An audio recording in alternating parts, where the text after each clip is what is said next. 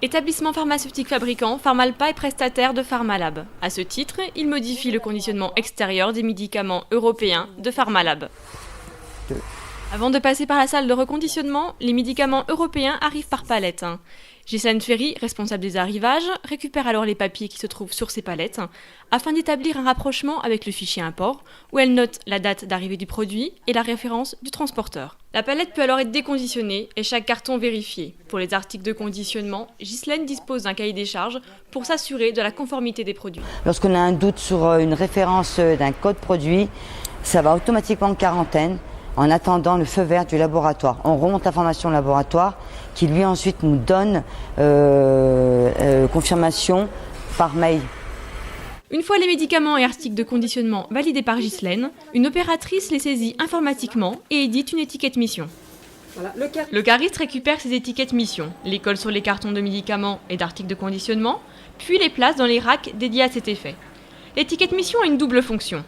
Connaître l'emplacement exact du médicament, mais aussi l'identifier précisément grâce à sa référence.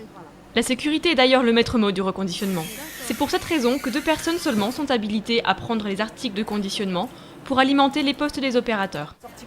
2 zones sont bien distinctes au sein du local. Les médicaments à traiter, qui comprennent les médicaments d'origine européenne non reconditionnés, et les produits traités. Au total, la salle de reconditionnement comprend 24 postes de travail avec, au minimum, 2 personnes par poste. Ce travail exige beaucoup de rigueur. C'est pour cela que chaque poste de travail dispose d'un mode opératoire complet qui recense chaque étape du reconditionnement.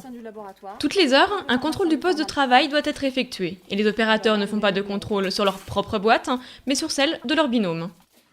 Les étapes de reconditionnement se font toujours par quantité de 10. Les opérateurs prennent 10 boîtes européennes, les ouvrent, isolent les notices. Puis ils vérifient qu'ils ont bien 10 notices et les placent dans un bac à destruction. L'étape suivante consiste à coller une étiquette « Respecter les doses prescrites » sur le blister, puis à insérer la nouvelle notice, française cette fois-ci, dans la boîte avec le blister.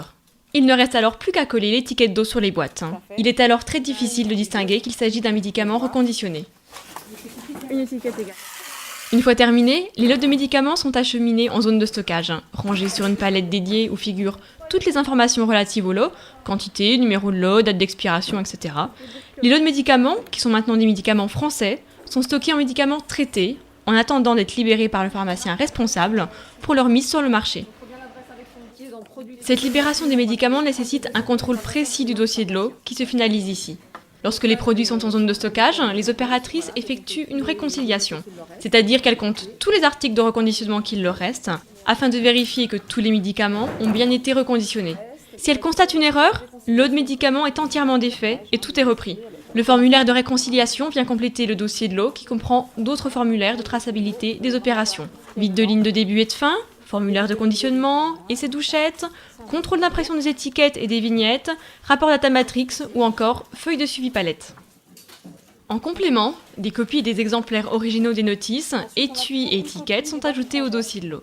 Enfin, les fiches mission et les feuilles de suivi de contrôle, qui ont lieu toutes les heures pendant la phase de conditionnement, finalisent le dossier.